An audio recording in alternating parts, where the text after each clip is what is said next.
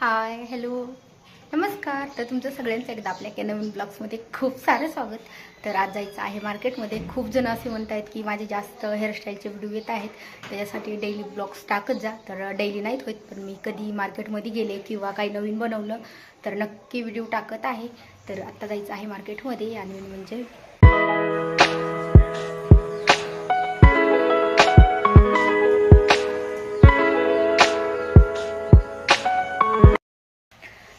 आज पावसाचं वातावरण पण नाही आहे, थोडंसं ऊन पडले.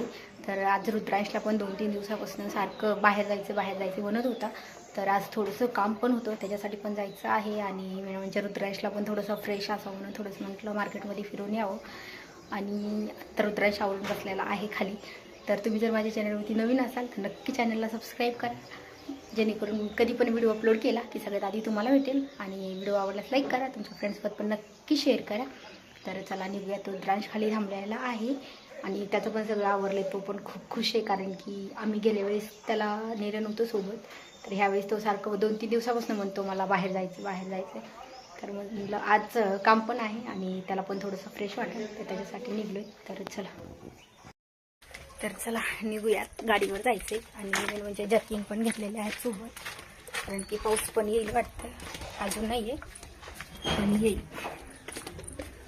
तर सकाळपासून 2-3 वेळेस ऊन पण पडलं आणि पाऊस पण चालू आहे. तर आत्ता पण पाऊस येईल.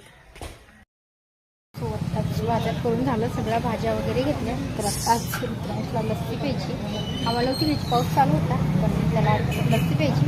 बाळा काय खायचं तुला? कॅडबरी कोणी दिली? हात घाणे का? कॅडबरी कोणी दिली तुला? लस्सी प्यायची तुला? येते का पिता? चांगलं पाहिजे.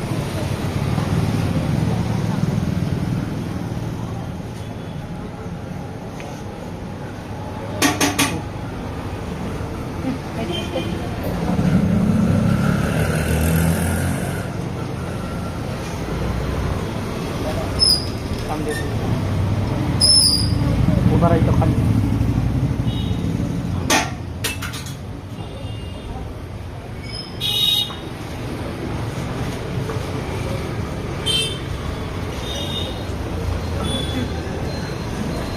धर ना.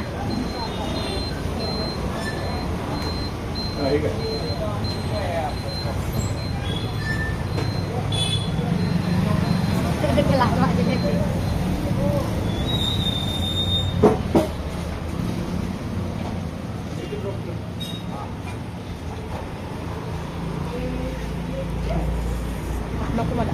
अर्धा किलो दही द्या. त्याला नको मला. जिंजरचं